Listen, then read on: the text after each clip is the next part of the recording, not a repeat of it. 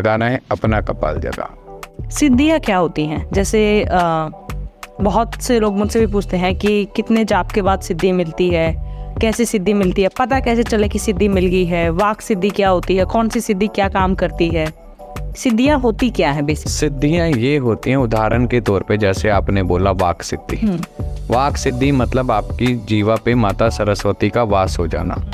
ठीक है, जब माता सरस्वती का वास हो जाता है, आपने जो कह दिया वो पत्थर की लकीर हो गई, वो सिद्धि। ठीक है, किसी के पास स्वप्न सिद्धि, ठीक है, जो सपना देखा पूरा हो गया, वो पूरा हो गया। किसी के पास त्रिकाल सिद्धि, जिसने भूत भविष्य वर्तमान देख लिया। किसी के पास वन की सिद्धि, मतलब वृक्षों से बात करना, उनका उपयोग पूछना। ये सभी प्रकार की सिद्धियां होती हैं, लेकिन सिद्धियां फंसाती हैं, मुक्ति नहीं होने देती है।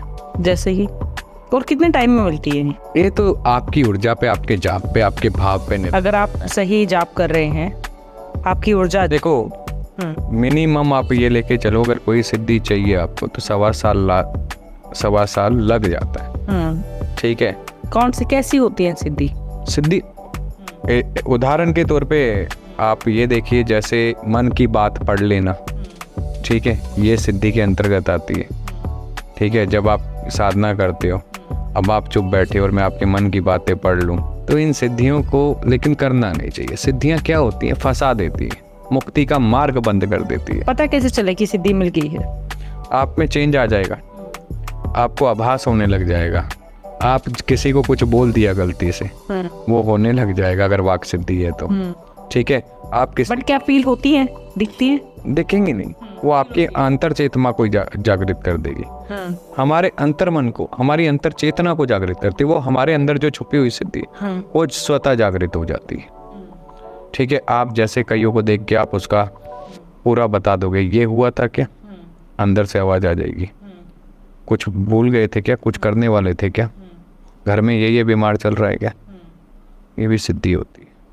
और ये क्या आप जैसे बता रहे थे कि मुक्त नहीं होने देती है? मुक्ति नहीं होती। क्यों? उदाहरण के तौर पे आप सिद्ध हो गए, ठीक है, आप सिद्ध हो गए, आपने लोगों को बताना शुरू किया, आपने उनके काम करने शुरू किए और लोगों के काम बनने लग गए, लोगों का अटूट विश्वास आप पे हो गया। तो जब आप जाओगे, या मैं जाऊंगा, संसार छोड़ेंगे, तो भगवान के रूप में हमें पूजने लग जाएंगे लोग और हमारा बंधन कर देंगे। जब हमारे आगे दिए लगेंगे, हमें बुलाया जाएगा बार बार, तो हमारा मुक्ति का रास्ता रुक गया ना। जहाँ हमें अपने इष्ट में लीन होना था, वहाँ वो हमें बोल रहे हैं हमारा ये काम करो, हम ये तकलीफ में, हम उनके काम के लिए सुन रहे हैं वहाँ बैठ के। तो जैसे आपने कहा कि आपको अगर सिद्धि मिल गई तो लोग आपको बांधने लग जाते हैं, दिया लगाने लग जाते हैं और आपको जाने नहीं देते क्योंकि आपने उनके काम किए हैं। लेकिन अगर आपको उस एंगल से नहीं देख रहे हैं, लोग दिया नहीं लगा रहे, पूज नहीं रहे हैं, फिर तो जा सकते हैं। फिर तो बेशक आपके पास कितनी भी सिद्धियां हैं। ऐसा हुआ है आज तक? क्यों? आप उठा के देख लो इतिहास, किसी ने भी किसी के लिए कुछ किया है ना, तो बंधा ही है। पूछते हैं लोग उन्हें? बिल्कुल आज क्यों नहीं पूछते हैं? ठीक है, आज कई भक्तों ने जो दरबार लगाते हैं, अपने पितरों को ही बांध के काम करवाते हैं। कहना नहीं चाहिए। सिद्धि पाना भी गलत है। और अगर सिद्धि मिल गई है किसी को तो क्या करे?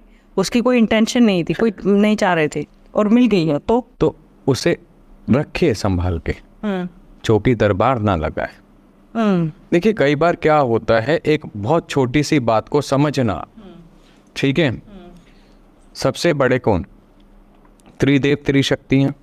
सबसे पुराने ग्रंथ कौन से? हमारे वेद।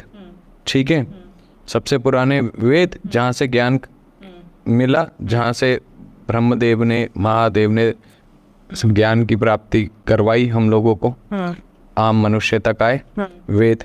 ठीक है ना, जिसने संसार बनाया, संसार बनाने वाले कौन? ब्रह्मदेव। पालन करता कौन? विष्णु। ठीक है, वे संहार करता कौन? शिव। शिव। आज हम संसार में हर एक दुखी है। जिसने संसार बनाया, क्या वो दुख को यूं करके हर नहीं सकता? चुटकी बजाते ही सारे दुख पूरे संसार से खत्म। लेकिन दुख क्यों आए? वो उनके कर्म प्रारब्ध है। और किसी के कर्म प्रारब्ध काटना भी आप प्रकृति के नियम में हस्तक्षेप कर रहे हो। अपना नाम बड़ा करने के लिए, अपनी सिद्धि चमकाने के लिए आप किसी का कर्म प्रारब्ध काट रहे हो, ठीक है, तो ये भी गलत है। उसका वो प्रारब्ध लिखा है, काटना है तो कटने दो। जिसने ज्ञान दिया, जिसने सिद्धियां दी, जिसने संसार को पाला, जिसने संसार को बनाया, जिसने संसार का संहार किया, त्रिदेव त्रिशक्तियां, उनके लिए क्या, उनके नज़र मात्र पड़ने से ही शरीर का हर कष्ट, जीवन का हर कष्ट नष्ट हो जाए। लेकिन फिर भी इंसान भोग रहा है। क्यों भोग रहा है? वो उसके पिछले प्रारब्ध हैं। क्या कर रहे हैं हम लोग? कई बार हम उस प्रकृति के लिखे हुए नियति में जब हस्तक्षेप करते हैं तो वो प्रारब्ध का भोग हमें भोगना पड़ता है फिर। तो इसलिए मैं बड़ा फूक के इस चीज़ में कदम रखता हूँ। इसलिए ना कोई मेरा चौकी दरबार है, ना मैं लगाता हूँ। जिसने जो अपना प्रारब्ध बनाया है वो अपना प्रारब्ध स्वयं काटेगा।